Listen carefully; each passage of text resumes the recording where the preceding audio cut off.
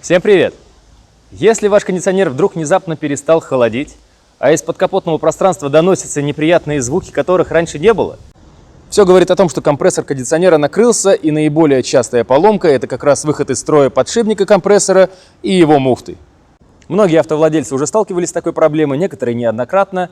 Я же столкнулся с этим впервые, и сегодня в этом видео мы вместе постараемся починить компрессор моего кондиционера, для того, чтобы он снова смог охлаждать салон автомобиля. И вместе мы заменим прижимную пластину, сам шкив вместе с подшипником и муфту электромагнита.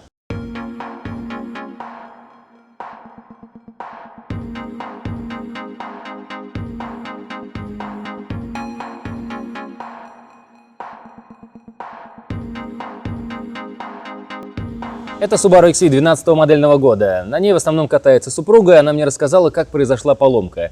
Во вторник вечером, возвращаясь с работы, она услышала какой-то непривычный шелест или шуршание из подкапотного пространства. И тут же пропала возможность охлаждения салона, то есть кондиционер уже перестал работать. Она прокаталась так в среду-четверг, в пятницу сказала мне об этом, а в субботу, когда надо было срочно выехать, в процессе езды из подкапотного пространства шел слегка видимый дым, и в салон тоже потянуло запахом гари. Тут супруга молодец, поступила правильно. Остановила машину, заглушила двигатель, все перепуганные пассажиры покинули автомобиль, открыли капот. Все знают, где находится генератор, но немногие знают, где находится именно компрессор кондиционера, хотя он, так сказать, в тесном соседстве. И заметили, что вот этот дымок исходит как раз от него. Мне прислали видео, чтобы я оценил ситуацию, сейчас я вставлю его.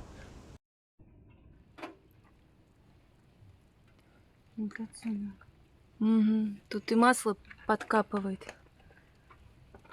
Тут что ли шланг оборвался? Нет. А вот это почему нет соединения, не знаю.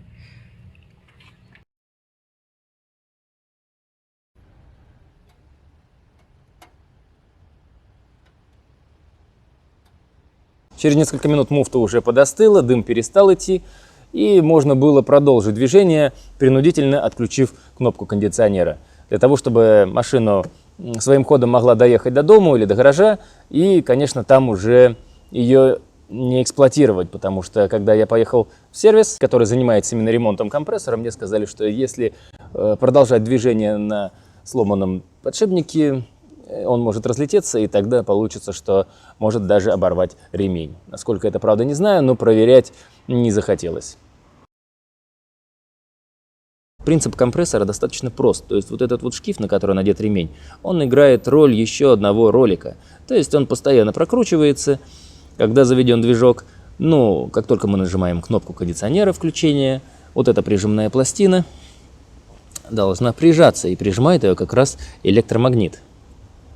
Но сейчас, да, она вот не работает. И как только эта прижимная пластина включается в работу, сразу начинает функционировать компрессор и гнать хладагент, тем самым поступает прохлада в салон автомобиля. Если разобраться в работе компрессора, то становится понятно, почему такое произошло. Подшипник, который находится внутри шкива, скорее всего, износился. Возможно, это была грязь, возможно, выработка смазки. Он работал на сухую и, скорее всего, сносился так, что появился люфт. От этого прижимная пластина получила увеличенный зазор, возможно, неравномерный, ведь там же еще есть регулировочные кольца, может быть, они тоже сносились. И получается, что муфта не прислонялась до конца, и тем самым была пробуксовка. Пробуксовка привела к тому, что была очень высокая температура, настолько высокая, что сама муфта, вот электромагнита, начала плавиться. И вот здесь вот как раз это хорошо видно. Вот она плавилась, отсюда вытекала, и даже вот они здесь вот как раз эти следы. И это не масло, это вот как раз вот какая-то оплетка, скорее всего, то, что вот расплавилась. Вот она даже не счищается.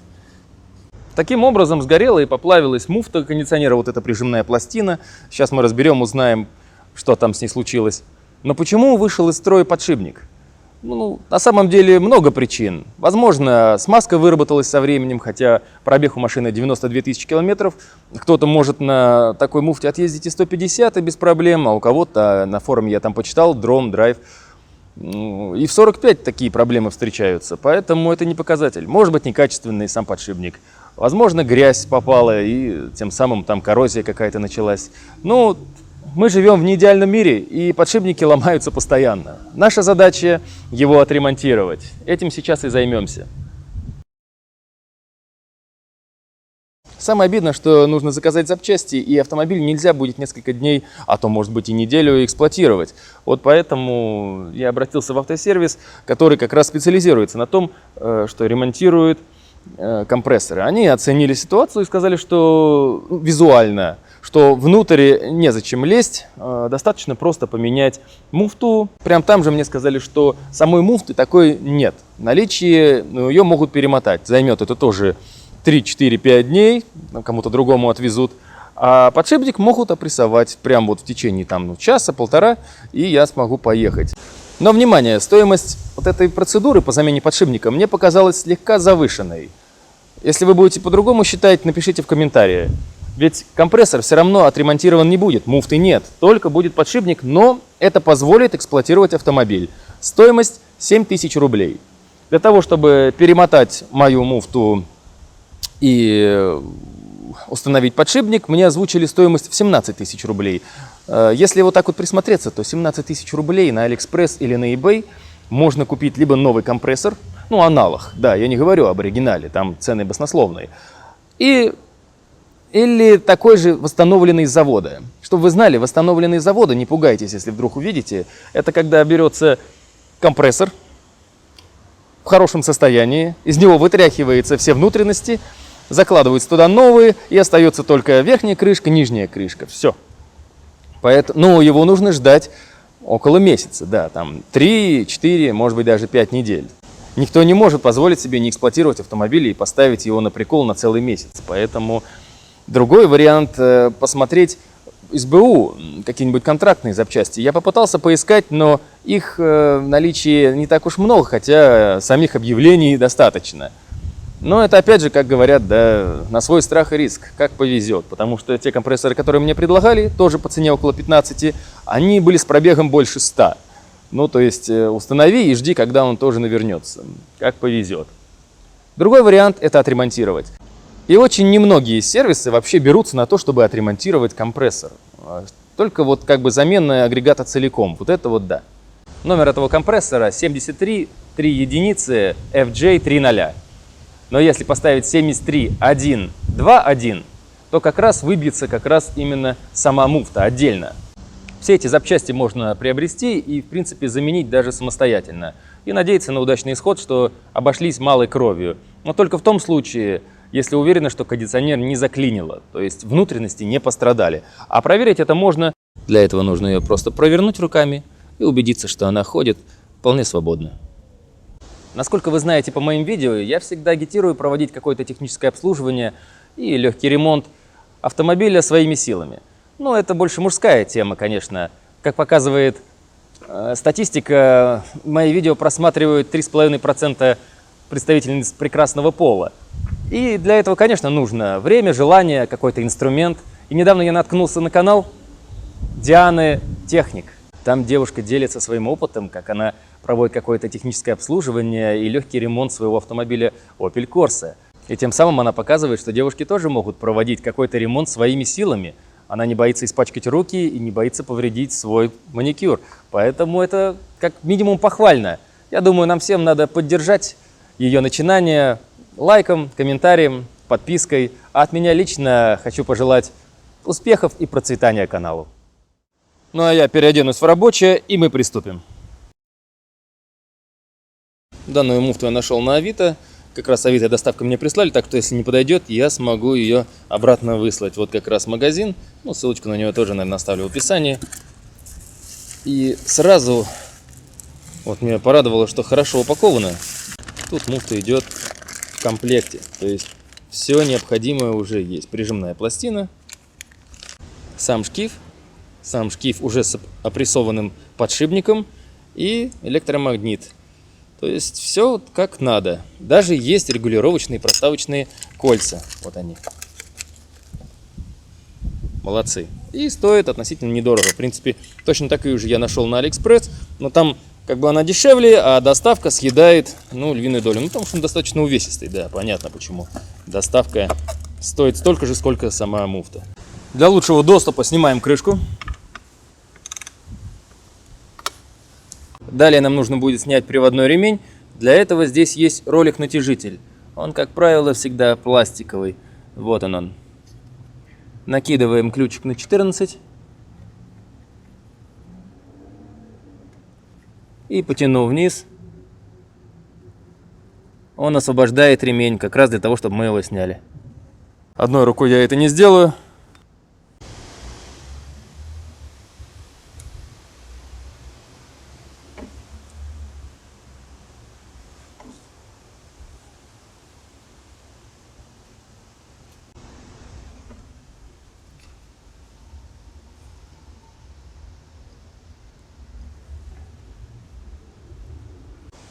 Так, отлично. Теперь становится понятно. Посмотрите, как он разбился. Там, наверное, от него живого места нет. Конечно, как он может нормально работать. Так, теперь нам нужно будет снять вот этот болт посередине.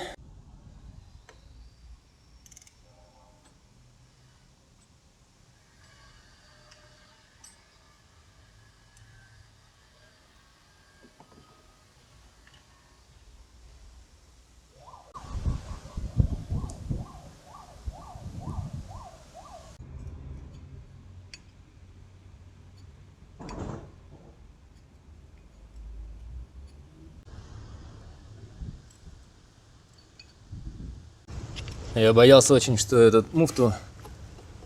Я очень боялся, что саму вот эту прижимную пластину очень тяжело будет снимать. Потому что она там на этих шлицах внутри, зубчатых. И не знал, куда затекла вот эта вот горелая часть, чтобы она там не запаяла ее. Вот так вот аккуратненько. Ничего вбивать не надо, и вот точно уж не надо пользоваться молотком. Я даже сделал, в принципе, съемник самостоятельно, потому что есть такие вот съемники, сейчас фотографии покажу. Ну, они где-то около 1000 рублей стоят. Больше они для подшипников, конечно. Вот. Зазор увеличивается.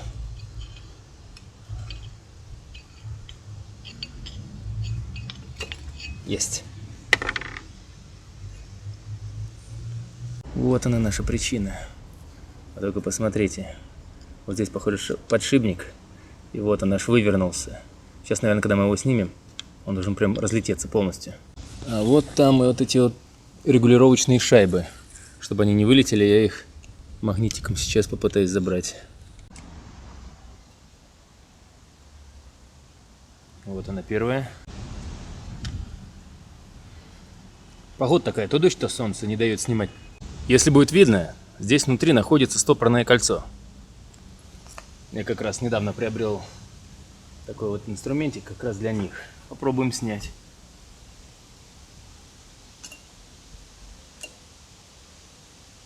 Это стопорное кольцо нехило так подзакисло, но ВДшка и металлическая щетка знает свое дело. Так что ни одна гайка, ни одно кольцо от нас не уйдет. О, есть. Пока больше всего сложностей я увидел только в снятии этого кольца. Похоже, его тоже немножко как-то развернуло. Дальше дело за малым. Нам нужно демонтировать вот этот шкив и вместе с ним этот развалившийся подшипник. Я даже приготовил свой собственный вот такой съемник самодельный. Он был очень страшный, поэтому я его немного подкрасил. Как будем делать? Я установлю сюда головку на 17 внутрь, чтобы, получается, не упираться вот в эту часть и точно вот в эти шлицы, чтобы их не повредить, не дай бог. То есть я буду упираться в само основание. Дальше устанавливаю. Он хорошо проходит. Как раз я по размерам там сделал 11,5. То есть вот так вот это будет выглядеть. Когда буду закручивать болт, он будет давить. И вот эти захваты будут выдавливать и снимать подшипник. Ну, все вроде просто. Осталось только проверить, как это будет работать.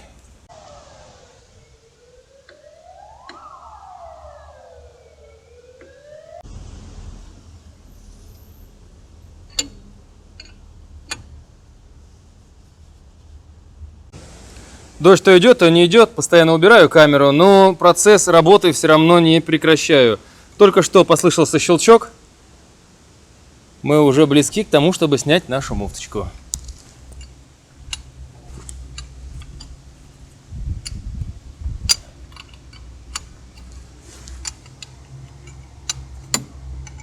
3 раза я, наверное, менял позиции, чтобы ее не закусывало. Дойду, когда вот чувствую, что туго уже идет. Раз, прекратил, немножко отжал, поменял местоположение. В принципе, рабочий такой получился съемничек самодельный. Ничего сложного. Просто пластина, просверлил, наварил гаечку, чтобы болт туда закручивать, и зажимы. Как видно, вот из того, что было. Но для съемок специально покрасил, поэтому видео, наверное, заслуживает лайка. Поставь прямо сейчас, а то потом в конце забудешь.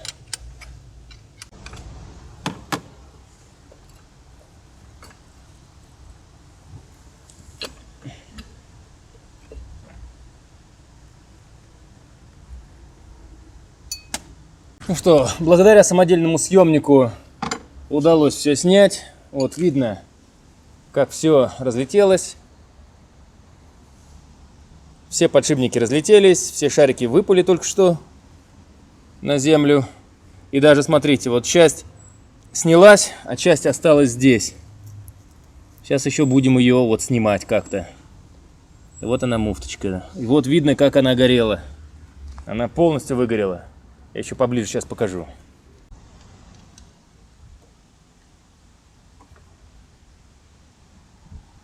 Вот так вот.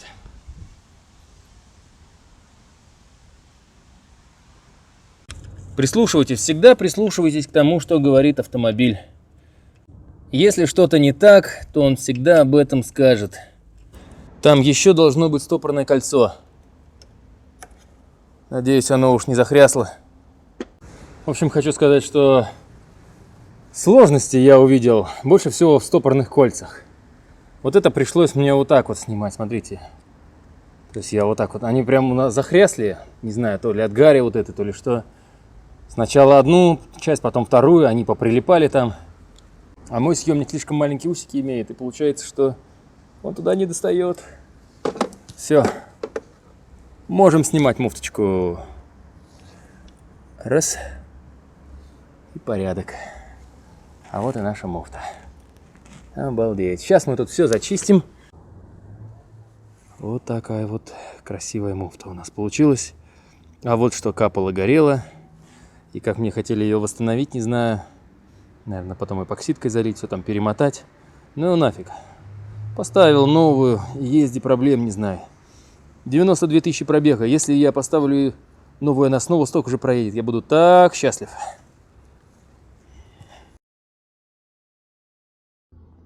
А теперь перед началом установки давайте сравним то, что было, и что будем устанавливать, насколько они идентичны. Ну, давайте начнем с самого начала. Вот наша электромагнитная муфта. Подключение штекера идентично. Но сама вот эта вот катушка электромагнитная, она больше по диаметру. Наверное, миллиметров на 5 с каждой стороны. Может быть, она более усиленная. Посмотрим. Но в любом случае, там место для этого есть. И вот сюда, вот это на старую точно вот она не пойдет. Только на свою новенькую. О, хорошо. Так, теперь посмотрим. Вот здесь вот у нас подшипник. Кстати, надо будет еще сравнить, как он там по диаметру. Вот он идентичен. Количество ручейков 6 штук. Чтобы ремень не пришлось менять, нужно как раз, чтобы он был идентичен. Так и есть, так и есть. Очень хорошо. Замечательно. Подшипник разлетелся, поэтому сравнить его... Ну да, он самый. Очень похоже.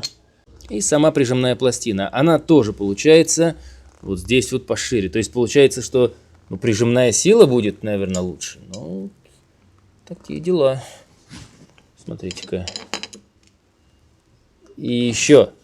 Какой плюс я вижу. Здесь видите вот эти вот отверстия. То есть уже получается можно съемником, ключом, как вот от болгарки, удержать и тем самым откручивать. Здесь такого нет, только какие-то заглушечки. Заглушечки, которые даже не знаю, вынимаются или нет. Но уже, наверное, нет смысла это выяснять. И смотрите, какая выработка. Вот если так посмотреть еще по размеру. Тут все идентично, но по размеру вот он выступает. Тоже где-то вот с каждой стороны по 3 миллиметрика. То есть прижимная пластина стала проскальзывать. Вот, проскальзывало, пока не сгорел полностью весь слой фрикционный. Огромного количества тепла выбралось наружу. И когда критическая температура набрала свою силу, перешло вот сюда на катушку, и она начала гореть. Вот и все. Ну что ж, пойдем все очистим и будем ставить на место. Да, кстати, здесь еще вот такая вот маленькая шайбочка была. Вот она вот здесь вот внутри. Вот ее нужно не потерять и переставить обратно к нам на новую часть. Входит она? Да, идеально. Очень хорошо. Супер. И еще, вот проставочные, и еще, вот регулировочные кольца. Старые. Здесь более толстенькая и тоненькая, а в новом получается два тоненьких. И еще про вот эти регулировочные кольца. Здесь одно кольцо чуть толще, другое чуть тоньше. Новые же одинаковые. То есть они одинаково тонкие. Вот они.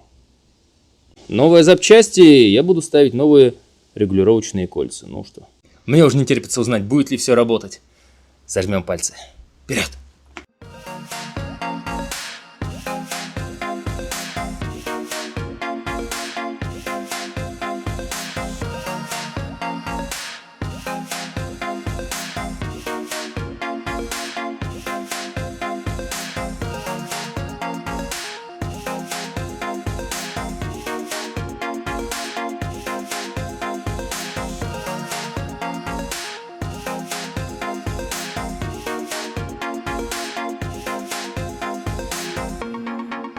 Все, я промыл и прочистил настолько качественно, как только смог. На самом компрессоре есть вот такое углубление, а на самой муфте есть вот такой вот выступ. То есть нам нужно будет как раз соединить его только в одном положении. Он по-другому, в принципе, и не получится. Вставляем. Все. Он на своем месте. Стопорное кольцо я зачистил, оно в хорошем состоянии, так что его я оставлю.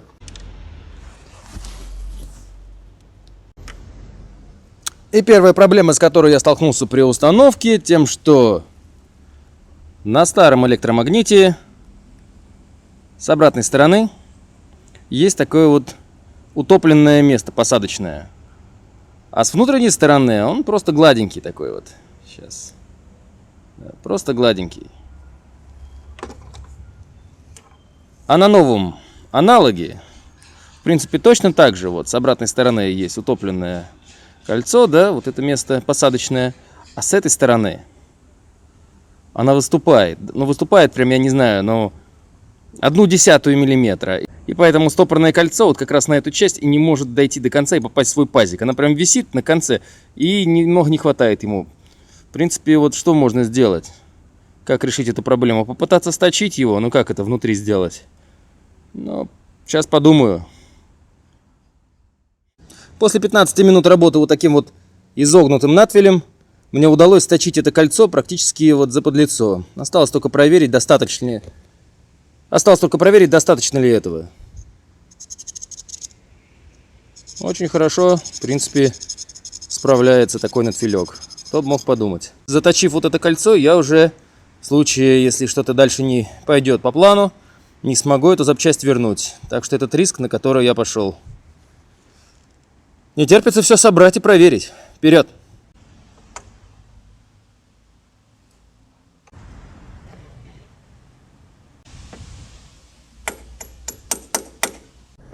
Ну, наконец-то!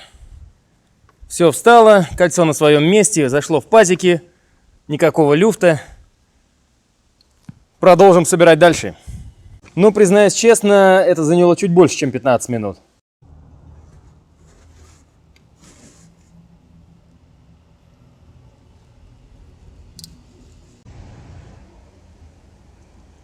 Отлично. Все подошло.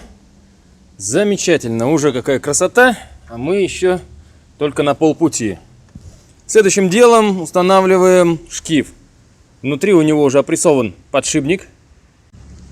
Наверное, только я сделаю еще насечки на нем.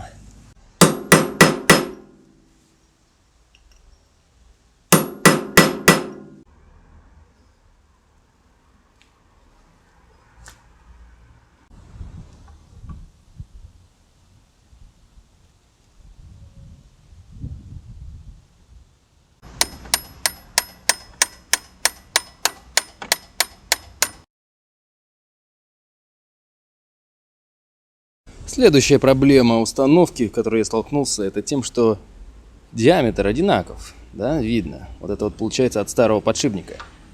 Но его длина вот этой вот шейки разнится на миллиметр. Вот так вот.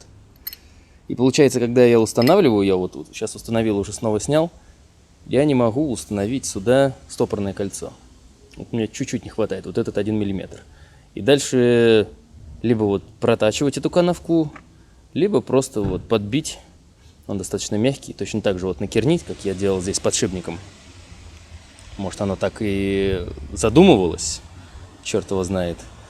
Ну, ясное дело, что он очень тухо там садится, и все с ним хорошо.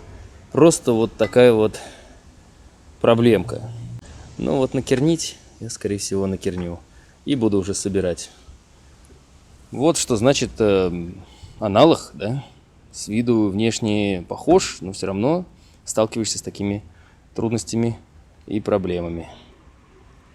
Собираем дальше.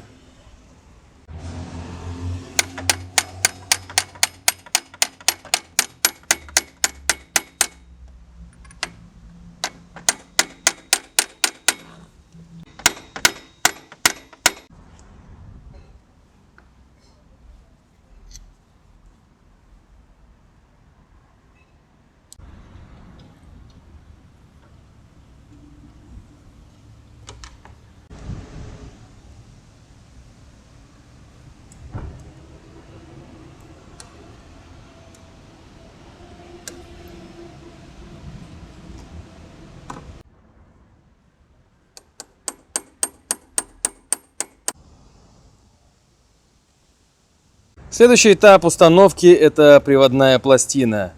Кстати, если присмотреться к старой и новой, тут тоже есть отличия. Здесь невооруженным взглядом можно понять, что здесь шейка головки чуть длиннее, а точнее здесь 15 мм, а здесь 18. Может быть, поэтому здесь и регулировочные кольца такие тоненькие. Ну что ж, проверим, как оно будет работать, как оно установится. Все-таки у нас и само посадочное место чуть глубже. Я установлю сразу 2 кольца. Если мне что-то не понравится, одно всегда можно вынуть. Есть. То есть вот оно. Никакого зазора.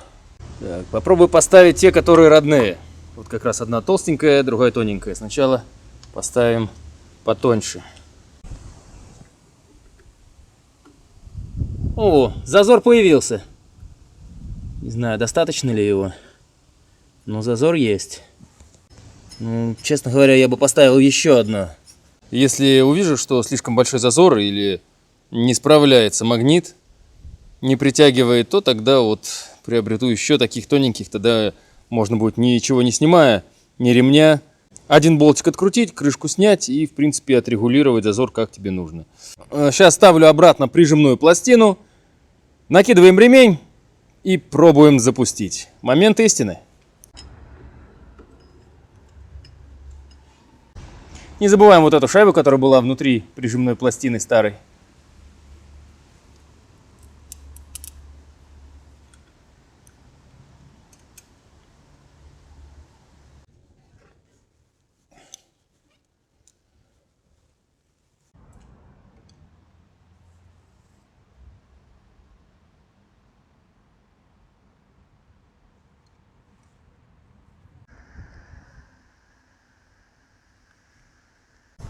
Перед запуском главное убрать все инструменты, ничего не забыть, чтобы ничего не попало в ремень.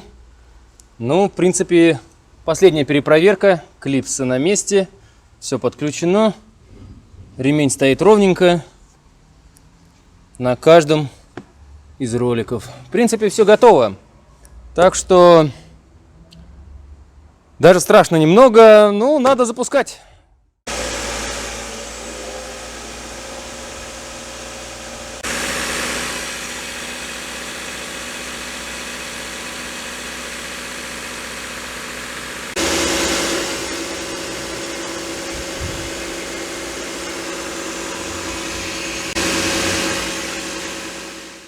Ну что, первый запуск, в принципе, можно считать удачным.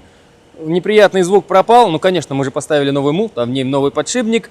Но сейчас обороты стабилизируются, машина прогреется до конца. И я попытаюсь включить кондиционер, проверить, как оно будет работать вместе с прижимной пластиной.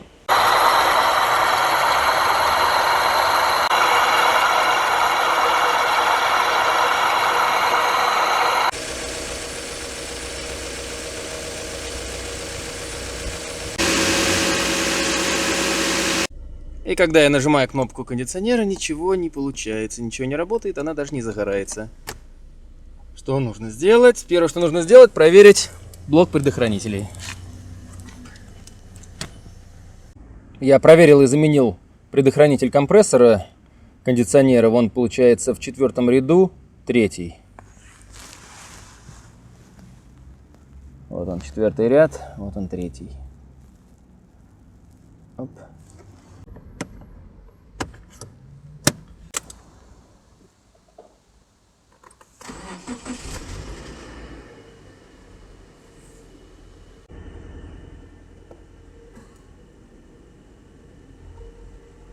Так, заработало.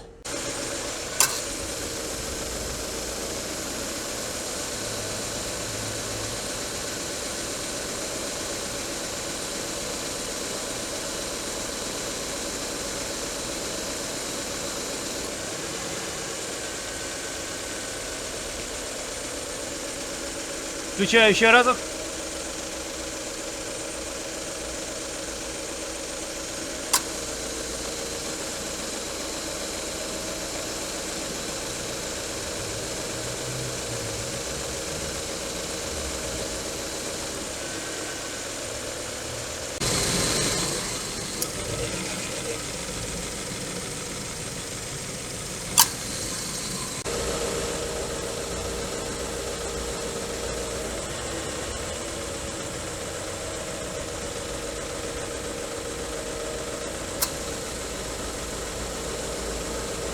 Просто лед. Наверное, даже и подзаправлять не надо будет. Фу! Ладно, вырубаем.